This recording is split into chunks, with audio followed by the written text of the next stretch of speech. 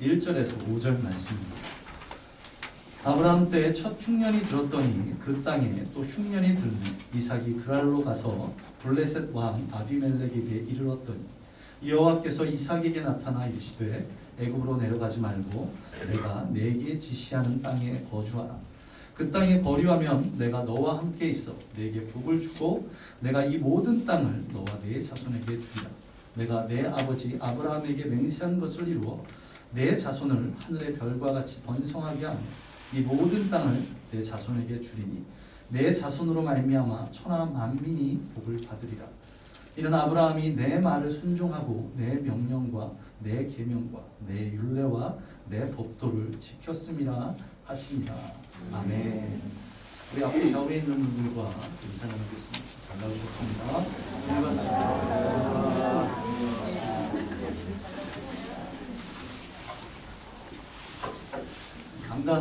강대상에 이렇게 아름다운 꽃이 있는데요. 꽃에 밀리지 않기 위해서 평소에 바르지 않았던 에센스를 바르고 가장 좋은 양복을 입었습니다. 여러분들이 이 꽃은 정말 성령의 감동이 되시면 해주시기 바랍니다. 이게 오래가지 못하는 그런 약속. 물론 제가 감성이 살짝 메마른 것도 있지만 오래가지 못하는 한 3, 4일 정도는 시드는데 이렇게 오늘 옆에 있는 꽃도 그냥 집사님이 해주셨는데 그런 부담이 있습니다. 꽃들이 점점 시들어갈 때마다 괜한 저희 어떤 부담, 제가 꽃을 죽이는 것 같고 그렇기 때문에 이런 것들을 가져오실 때는 쉽게 죽지 않는 저 뒤에 있는 나무들 같이 잘 버틸 수 있는 그다지 관심을 가지지 않아도 잘 버틸 수 있는 그런 것으로 선물해 주시면 감사하겠습니다. 꽃은 정말 성령님께서 감동하실 때 그때 부탁을 드립니다. 얼마나 아름다운지 모르겠습니다. 어떤 젊은이가 한 목사님께 찾아와서 이렇게 부탁을 드렸다고 합니다. 목사님, 제 옆에서 저를 위해 기도해 주십시오. 만약 하나님이 저를 번영케 해주신다면 제가 하나님이 주시는 모든 것들 가운데 10분의 1 하나님께 온전히 드리겠습니다. 이렇게 대신 좀 기도해 주십시오. 이렇게 부탁을 했습니다. 그래서 이 목사님이 그 젊은이를 옆에 두고 무릎을 꿇고 하나님께 그를 축복해 주시기를 부르짖습니다. 그리고 그 복을 주시면 그 젊은이가 하나님께 받은 것의 10분의 1 하나님께 드릴 것이라고 그렇게 하나님께 기도했습니다. 어떠한 결과가 있었을까요? 대단한 결심입니다. 매출의 11조거든요. 사업이 망하는 일입니다. 우리나라 제조업 평균 이익을 보면 5% 정도라는데 10%라는 게 들이면 계속 적자가 나는 그런 거죠. 아니나 다를까 채 몇 달이 되지 않아서 이 청년이 다시 목사님께 찾아왔습니다. 그리고는 다시 부탁을 합니다. 목사님, 저를 위해 다시 하나님께 기도해 주십시오. 제가 더 이상 그 약속에 매이지 않기를 저를 위해 기도해 주십시오. 제가 약속한 금액이 너무 많아서 드릴 수가 없습니다. 사업은 성공을 했는데 이 10분의 1 하나님께 약속한 것을 지키지 못하기에 너무 큰 부담이 돼서 이렇게 다시 기도 부탁을 한 것입니다. 이처럼 우리 인간은 너무나 연약하여서 자신의 약속들을 온전히 이행하지 못하는 경우들이 있습니다. 자, 그러나 하나님을 한번 생각해 보시기 바랍니다. 하나님은 약속을 반드시 이루시는 분입니다. 성경에 보시면 하나님을 신실하신 하나님이라고 그렇게 말씀합니다. 국어사전을 보면 이 신실하다, 이것이 믿음직하고 착실하다 이렇게 의미를 가지고 있습니다. 이 신실하다를 성경 중에서 좀 찾아보면 잠언 14장 5절 상반절에 이렇게 말합니다. 신실한 증인은 거짓말을 아니한다. 이처럼 성경에서는 신실하다, 그것을 거짓말을 아니한다, 변치 않는다, 약속을 반드시 지킨다 이런 의미로 사용합니다. 그리고 이 신실하다를 조금 더 구체적으로 보기 위해서 신명기 7장 9절을 보시면 그런즉 너는 알라 오직 내 하나님 여호와는 하나님이시오 신실하신 하나님이시라. 그를 사랑하고 그의 계명을 지키는 자에게는 천대까지 그의 언약을 이행하시며 인애를 베푸시되. 하나님께서 어떻게 말씀하셨습니까? 이 변치 않으신 하나님, 약속을 반드시 지키시는 하나님께서 어떤 자에게 그 약속을 이행하신다고 말씀하십니까? 하나님을 사랑하는 자에게, 그리고 당신의 말씀에 순종하는 자에게 당신이 언약하신 것, 약속하신 것을 반드시 지키신다, 그렇게 말씀하고 있습니다. 대단한 능력을 가지지 못해도 조금 부족할지라도 하나님을 사랑하고 그의 계명을 지키면 그분의 말씀에 따르면 하나님께서 우리에게 그 약속의 말씀을 이루신다고 말씀하고 있는 것입니다. 이 자리에 계신 모든 성도님들, 또 함께하지 못하고 가정에서 예배드리는 모든 성도님들, 그분들이 하나님을 사랑하기에 이 주일, 이 편안한 날, 이 이른 시간부터 이전에 나와서 또 가정에서 예배를 드리고 있습니다. 하나님을 사랑하는 것은 되었다는 것입니다. 이제 한 가지, 바로 무엇입니까? 하나님 말씀을 순종하는 것, 하나님의 계명을 지키는 것, 그것만 실천하면 주님의 약속의 말씀들이 우리의 삶 가운데 이루어진다고 분명하게 말씀을 하고 있습니다. 오늘 본문을 다시 보시면 아브라함의 아들 이삭을 만나게 됩니다. 이삭, 성경에서 굉장히 주요한 인물입니다. 몇 장에 걸쳐서 이삭에 대해서 말씀을 하고 있기 때문에 그렇습니다. 그런데 주요 인물치고는 존재감이 조금 미약합니다. 아버지 아브라함이나 아들 야곱에 비해서 또 손자 요셉에 비해서 더욱 그렇습니다. 조금 뭔가가 아쉽습니다. 그래서 믿음의 조상 아브라함, 하나님이 함께 하시는 형통한 자 요셉, 또 하나님의 마음에 맞는 자 다윗, 이렇게 본인 스스로에 대해서 내용이 앞서 소개한 것처럼 아브라함의 아들이라는 그런 수식어가 있습니다. 그러다 보니 성경이 몇 장에 걸쳐 기록되어 있음에도 불구하고 우리 믿는 성도들의 뇌리에 크게 박혀있지 않습니다. 이삭에 대해서 한번 떠올려 보시기 바랍니다. 무엇이 생각이 나십니까? 한 가지는 확실하게 생각이 나죠. 바로 모리아산에서 하나님께서 아브라함에게 명령하시죠. 너희 아들 이삭을 번제로 바치라. 아버지 아브라함이 자신을 제단 위에 놓고 칼을 들고 내리시려고 했을 때 순종했던 그 이삭. 그러나 그 외에는 별로 떠오르지 않으실 것입니다. 이제 오늘 본문에서 그런 이삭에 대해서 말씀을 하고 있습니다. 오늘 본문 1절을 보시면 그 땅에 흉년이 들었다고 말씀합니다. 그리고 2절을 보시면 이삭은 아버지 아브라함처럼 애굽 땅으로 내려가려고 계획을 세우고 있었습니다. 이 고대 근동의 흉년은 대부분 기근 때문에 비가 오지 않아서 나는 흉년이었습니다. 이에 비해서 애굽에는 무슨 강이 있습니까? 나일강이라는 굉장히 큰 강이 있기에 비가 오지 않아도 사람이나 가축이 먹을 물이 있었습니다. 그래서 아마 애굽으로 가려고 했던 것 같습니다. 그런 이삭에게 하나님께서 나타나셔서 말씀하십니다. 애굽으로 내려가지 말고 내가 네게 지시하는 땅으로 거주하라. 그리고 이렇게 약속하십니다. 오늘 본문 3절과 4절을 보시면 이 땅에 거류하면 내가 너와 함께 있어 내게 복을 주고 내가 이 모든 땅을 너와 내 자손에게 주리라. 내가 내 아버지 아브라함에게 맹세한 것을 이루어 내 자손을 하늘의 별과 같이 번성하게 하며 이 모든 땅을 내 자손에게 주리니 내 자손으로 말미암아 천하 만민이 복을 받으리라. 이것이 이삭을 향한 하나님의 약속의 말씀이셨습니다. 자, 이 말씀 어디서 들어본 말씀 아닙니까? 그 아버지 아브라함을 부르실 때와 거의 흡사합니다. 창세기 12장 1절, 2절을 보시면 하나님께서 아브라함을 부르실 때 이렇게 말씀하십니다. 여호와께서 아브라함에게 이르시되 너는 너의 고향과 친척과 아버지 집을 떠나 내가 네게 보여줄 땅으로 가라. 내가 너로 큰 민족을 이루고 내게 복을 주어 내 이름을 창대하게 하리니 너는 복이 될지라. 아멘.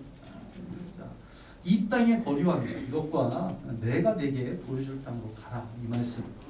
그리고 큰 민족을 이루고 내게 복을 주어 내 이름을 창대하게 하겠고 너는 복이 될지라. 거의 비슷한 하나님 말씀을 2대에 걸쳐서 동일하게 하고 계십니다. 이 너무나 잘 알고 있는 이 아브라함의 말씀, 아브라함의 부르심, 그리고 오늘 본문에 이삭을 부르심을 보고 이 말씀을 준비하면서 가슴이 뛰기 시작했습니다. 왜 제 가슴이 뛰기 시작했을까? 살짝 과장해서 좀 표현하면 우리 교회의 상황과 동일한 것을 깨달았기 때문에 그렇습니다. 조금 과장한다면 내가 네게 보여줄 지역으로 가서 교회를 세워라. 내가 너로 큰 교회를 이루고 내게 복을 주어 내 이름을 창대하게 하리니 너는 복이 될지라. 아멘. 뭐 저희 교회가 아주 큰 교회가 되고 제 이름이 창답게 되고 이래서 가슴이 뛰는 것이 결코 아닙니다. 저는 그럴 능력도 욕심도 없습니다. 이 가슴이 뛰었던 이유, 하나님께서 우리 교회를 세워주셨고 저와 여러분이 하나님의 인도하심에 순종했기에 어떤 사람의 저의 노력이나 어떤 사람들의 노력이 아닌 하나님의 인도하심에 순종했기에 우리 교회가 이루어졌다는 것입니다. 왜 진작 이 구절을 제 마음판에 새기지 못했을까요? 그동안 태어나서 처음으로 담임 목회자로 한 6개월 정도의 시간을 보냈습니다. 당연히 두려움, 걱정, 근심들이 제 안에 있었습니다. 제가 담임 목사로 합당하게 삶을 살아가고 있는가? 부족한 부분이 너무나 많은데 괜찮은가? 이런 걱정들, 근심들 때문에 제 스스로를 조금은 약간 억누른 강박, 두려움들이 저에게 있었습니다. 그런데 오늘 본문을 보면서 다시 한번 깨닫게 되었습니다. 제가 제 능력으로 이 교회를 섬겨나가는 것이 아니라는 것을 말입니다. 그냥 주님의 말씀에 그분의 인도하심에 순종하기만 하면 전능하신 하나님께서 우리의 교회, 우리 원주 좋은 침례교회를 책임져 주실 것을 다시 한번 생각하게 되는 것입니다. 저와 여러분들 마찬가지입니다. 저와 동일하게 여러분들도 동일합니다. 우리가 무엇인가를 더 잘하고 더 잘 살려고 애쓰고 힘쓰는 것이 아니라 그냥 주님 뜻에 주님의 이끄심에 순종하기만 하면 된다는 것을 오늘 본문을 통해서 말씀하시는 것입니다. 그리고 더 감사한 것은 무엇입니까? 저와 여러분이 지금 순종하고 있다는 것입니다.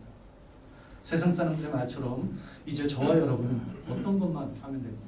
이제 우리는 꽃길만 걸으면 됩니다. 주님께서 역사하실 줄 믿습니다. 아브라함에게 주셨던 그 축복을, 이삭에게 주셨던 축복을 저와 여러분에게 동일하게 주실 줄로 믿습니다. 아멘. 오늘 본문에서 이삭에게 어떤 축복을 약속하셨습니까? 오늘 본문 3절 상반절을 보시면 내가 너와 함께 있겠다 그렇게 말씀하십니다.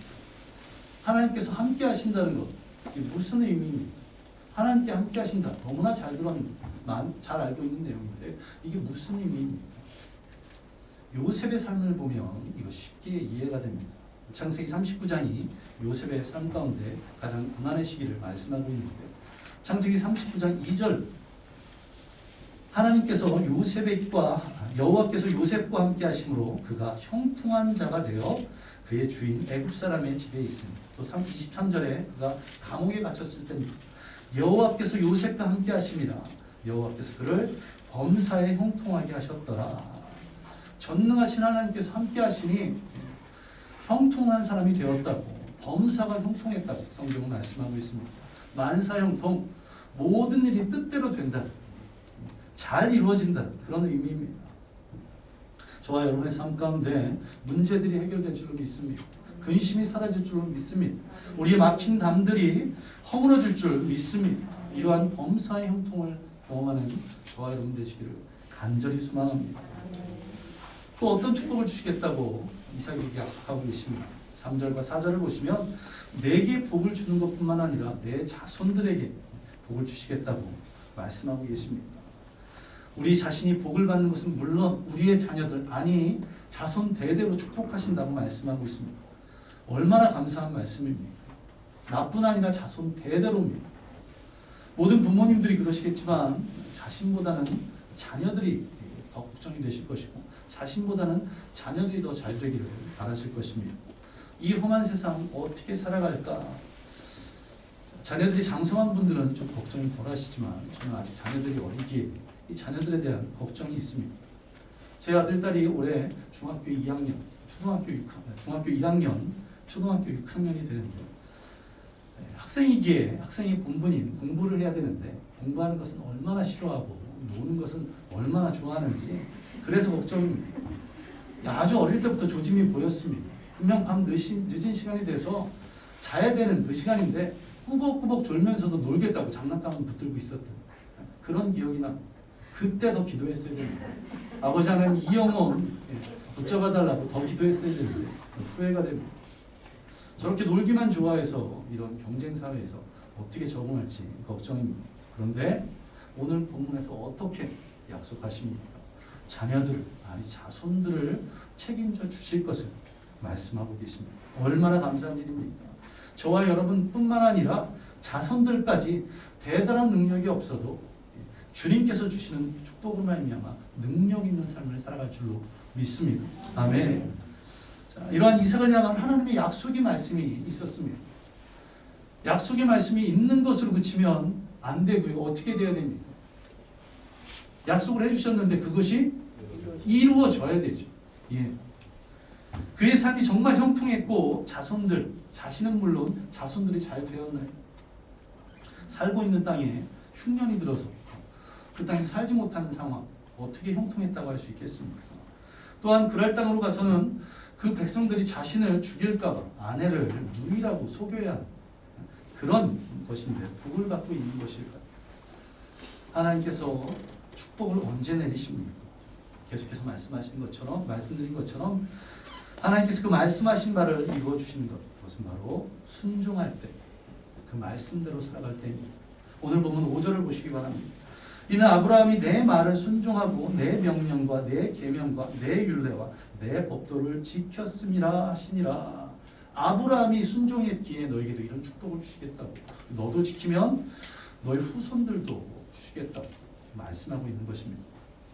이삭이 하나님께서 함께 하시는 축복, 그리고 자신과 자녀들의 복을 내리시는 이유, 바로 순종 때문이라고 말씀하고 있습니다.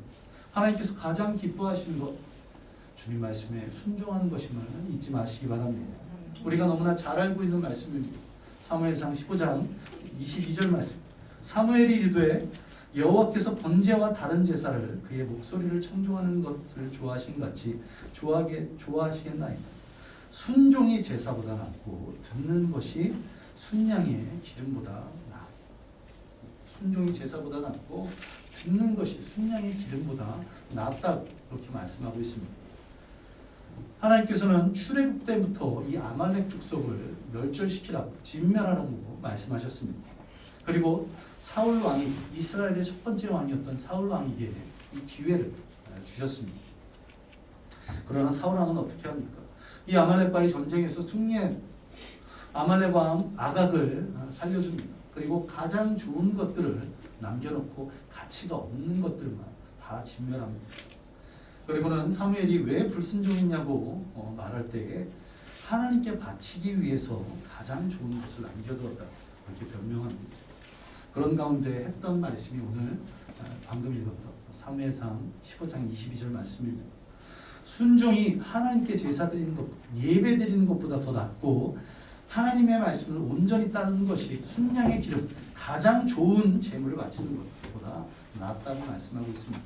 좀 더 쉽게 표현하면 사울왕 당신이 하나님께서 가장 좋아하시는 것들을 드리기 위해서 하나님의 말씀에 불순종하는 것보다 아무것도 드리지 않아도 그 말씀에 순종하는 것을 훨씬 더 기뻐하신다, 그렇게 말씀하고 계시는 것입니다. 이처럼 우리의 삶 가운데 주님께서 원하시는 것이 순종입니다. 6절을 보시면 이삭은 하나님의 말씀대로 애굽 땅에 가지 않았고 블레셋 사람들이 있는 그랄 땅에 거주합니다. 하나님 말씀에 순종해서 자신의 계획들을 포기한 것입니다. 그리고 어떤 축복을 받습니까? 12절과 13절을 보시기 바랍니다. 이삭이 그 땅에서 농사하여 그의 100배나 얻었고 여호와께서 복을 주심으로 그 사람이 창대하고 왕성하여 마침내 거부가 되어. 복을 주셨는데 100배나 얻었고 마침내 그 복으로 인해서 거부가 되었다고 말씀합니다. 지지난주에 봤던 오병이의 기적, 5,000배에서 크게는 20,000배까지 기적에 비하면 100배는 약간 소소하긴 합니다. 그런데 이 100배를 통해서 어떻게 말씀하십니까? 거부가 되었다고 말씀합니다. 이삭이 하나님 말씀에 애굽에 순종하여서 애굽으로 내려가지 않고 그랄 땅에 머물면서 블레셋 사람들의 땅에 머물면서 농사를 지었습니다. 그런데 이삭의 직업은 농사꾼이 아니었습니다. 창세기 13장을 보시면 아브라함을 이렇게 묘사하는 거예요. 가축과 은과 금이 풍부하였다. 양과 소와 장막이 있었다. 이렇게 묘사하고 있습니다. 가축과 장막, 이것은 이삭이 대대로 농사꾼이 아니라 목축업자였다는 것을 의미합니다. 이 고대 근동의 목축업은 그 지역이 건조 기후였기 때문에 한 곳에서 지금처럼 계속 있을 수 없고 풀이 자라는 곳을 따라서 움직이면서 가축들을 쳐야 했었습니다. 그래서 집이 아닌 장막에 펼쳤다 다시 접었다 할 수 있는 장막에 거주했던 것입니다. 이 농사라는 것은 이삭 그리고 그가 부리는 사람들의 전문 영역이 결코 아니었습니다. 또한 블레셋 땅이었습니다. 그랄 지역은 지중해 해안 지역으로 비가 오지 않아도 어느 정도는 농사가 되는 곳이었지만 해안 지역은 어떻습니까? 소금기 있는 땅, 바닷바람으로 해서 농사가 잘 되는 곳은 아니었습니다. 그리고 이미 블레셋 사람들이 거주한 곳이었기에 그나마 잘 되는 곳은 그들이 다 차지하고 있었을 것입니다. 전혀 기대하지 않았던 곳에서 박토 같은 곳에서 어떤 축복을 얻게 됩니까? 100배나 얻게 된다는 것입니다. 14절을 보시면 블레셋 사람들이 시기했다고 그렇게 말씀합니다. 그 그랄 땅, 그가 있었던 그 땅이 평소에도 100배의 그런 결실을 얻는 그런 곳이었으면 다른 블레셋 사람들이 시기하지 않았을 것입니다. 당연한 것을 왜 시기하겠습니까? 그런데 지금 어떤 상황입니까? 기근 때문에 힘겨운 그런 상황이었습니다. 비가 잘 오지 않는 상황에서도 100배의 축복을 얻었습니다. 이전에는 좋은 땅이 아니었음에도 불구하고 100배의 축복을 얻었다는 것입니다. 인간의 능력, 인간의 노력으로는 불가능한 것인데 하나님께서 역사하신 그런 축복을 얻게 된 것입니다. 무엇으로 이러한 기적을 경험했습니까? 하나님 말씀에 순종한 것. 애굽 땅에 내려가지 않고 그랄 땅에 구한 그 한 가지만으로 이런 축복들을 경험합니다. 주님 뜻에 순종했더니 주님께서 은혜를 베풀어 주셔서 이런 축복을 경험합니다. 이 주님의 말씀에, 이 주님의 뜻에 순종하시는 저와 여러분 되시기 바랍니다. 이삭과 같이 100배의 결실을 얻게 되는 놀라운 은혜가 있기를 간절히 소망합니다. 하나님께서 축복하시면 불가능한 것이 가능하게 될 줄 믿으시기 바랍니다. 하나님께서 축복하시면 기적이 이루어질 줄 믿으시기 바랍니다. 하나님께서 축복하시면 우리 인간의 생각으로 불가능한 것도 능치 못함이 없을 줄로 믿으시기 바랍니다. 이것이 바로 주님께서 함께 하시는 자, 형통한 자의 삶인 것입니다. 이러한 형통한 삶을 누리시는 저와 여러분 되시기를 간절히 소망합니다. 하나의 소출, 이 100배의 소출이 얼마나 엄청난지 한 번의 수확으로 거부가 되었다고 말씀하고 있습니다. 물론 이삭은 그 이전부터 굉장히 부유했던 사람입니다. 그의 아버지 아브라함 때를 보면 롯이 5나라의 연합군에게 사로잡혀 갔을 때 집에서 키운 사람들 318명을 데리고 롯을 구해낸 적이 있습니다. 또한 이삭의 아들 에서는 어떻습니까?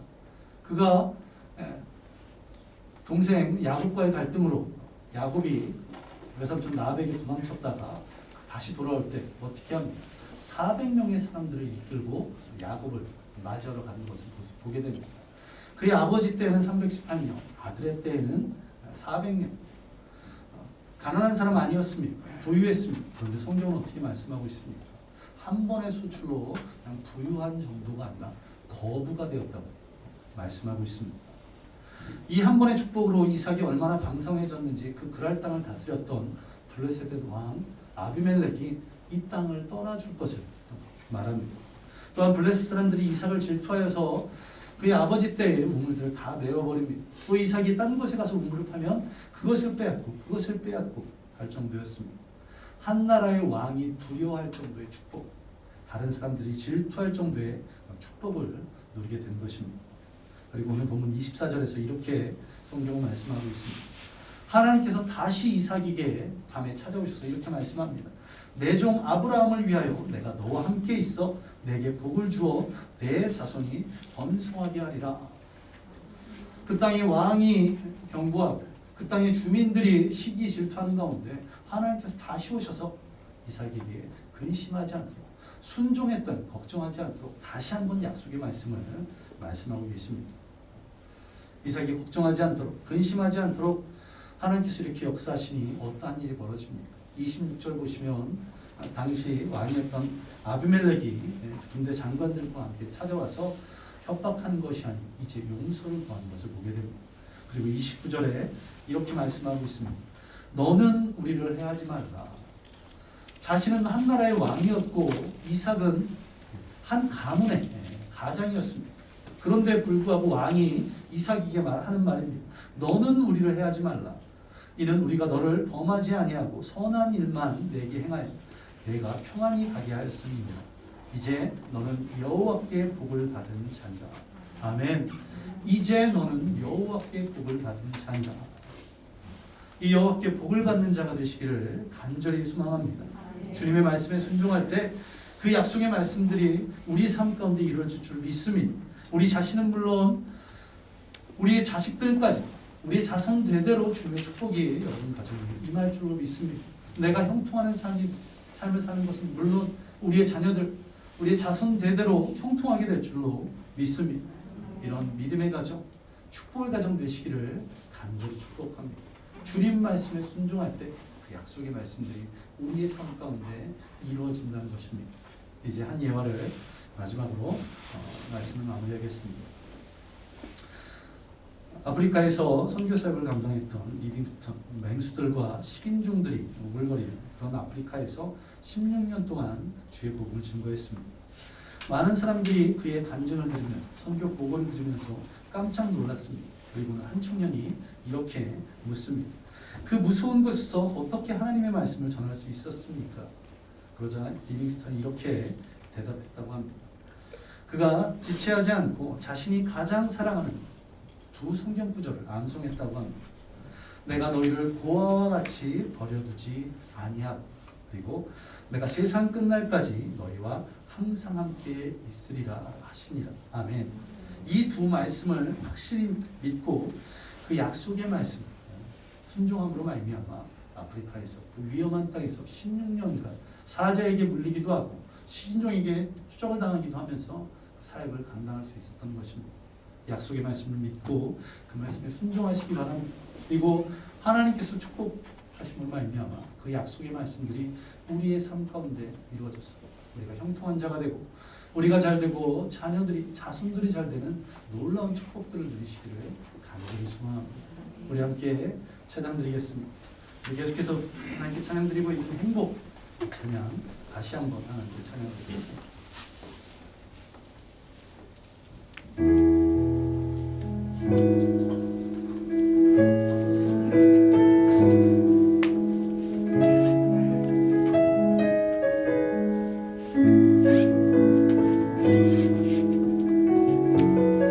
우리 함께 찬양 드리겠습니다. 화려하지 않아도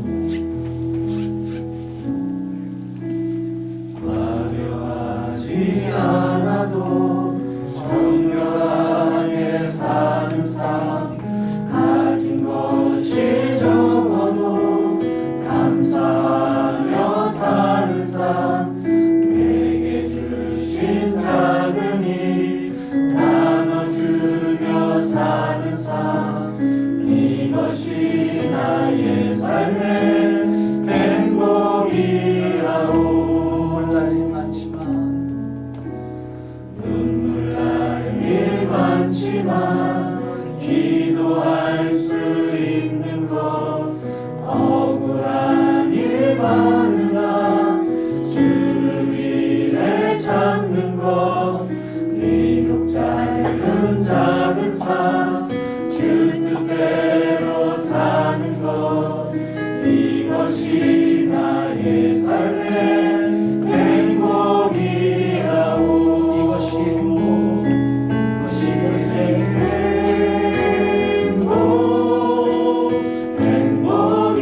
행복이라오. 세상에 알 수 없는 하나님 선물 이것이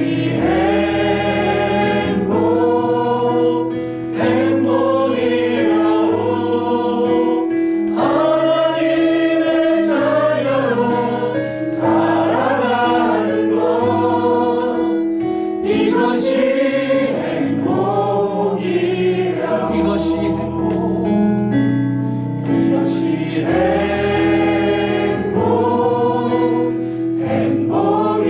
행복이라오. 세상은 알 수 없는 하나님 선물 이것이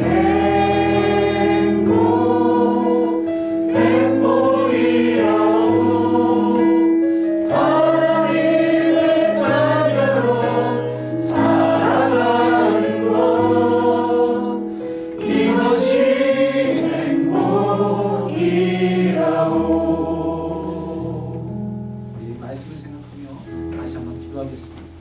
주님, 그 주님의 말씀에 순종할 수 있는 믿음 달라고.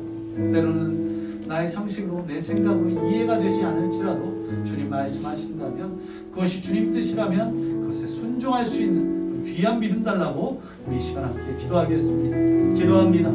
아버지 하나님, 순종하게 하여 주시옵소서. 주님의 그 약속의 말씀에 주님의 뜻에 순종할 수 있도록 아버지 우리에게 믿음 주시옵소서. 때로는 그게 나의 상황과 맞지 않는 것 같습니다. 나의 상식과 나의 생각으로는 옳지 않는 것 같습니다. 아버지, 그것에 순종하기 힘겨울 때가 있습니다. 아버지 하나님, 순종하기가 고통스러울 때가 있습니다. 아버지 하나님, 그러나 믿음 주시기 원합니다. 그것이 때로는 이해가 되지 않을지라도 그럼에도 불구하고 주님 말씀이기에 믿는 그 믿음, 또한 그것이 고통스러운 것일지라도 주님 말씀이기에 아버지와 순종하는 그 믿음 허락하여 주셔서 주님 뜻에 순종하게 하여 주옵소서. 아버지 하나님, 그 순종함을 말미암아 아버지 하나님, 주님 말씀 우리의 삶 가운데 이루어지기를 간절히 소망합니다. 아버지, 그 순종할 수 있는 믿음 주시옵소서. 아버지 하나님, 우리가 상황과 환경들을 먼저 바라보고 내가 처한 것들을 바라보는 것이 아니라 여호와 하나님을 바라보고 주님 말씀 붙잡음으로 말미암아 그 약속의 말씀들에 순종할 수 있도록 주여 인도하여 주옵소서. 그 약속의 말씀을 붙들어 수 있도록 주님 인도하여 주옵소서. 주님 도와주시고 역사하여 주시고 우리가 진정 주님의 말씀에 순종할 수 있는 귀한 믿음 허락하여 주시옵소서.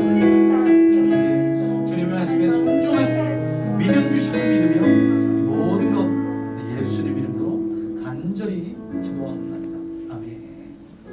우리 다시 한번 기도하겠습니다. 우리가 주님의 말씀에 순종했다면 주님께서 그 약속의 말씀들을 우리의 삶 가운데 이루어 달라고 주님이 아브라함에게 또한 이삭에게 약속하셨던 것처럼 우리의 삶을 형통케 하여 달라고, 형통한 자가 되게 해달라고 기도해 주시고, 또한 우리가 잘 되고 자녀들이 자손들이 잘 되는 그 놀라운 축복들을 경험할 수 있도록 주님 우리의 삶 가운데 축복하여 달라고 우리 기도하겠습니다. 아버지 하나님, 우리가 주님 말씀에 순종함으로 인해서 주님께서 우리의 삶을 형통케 하여 주시기를, 주님 말씀에 아버지 온전히 따름으로 말미암아 우리가 농사가 잘 되고 또한 우리의 자손들이 잘 되는 놀라운 축복들을 경험할 수 있도록 주님 역사를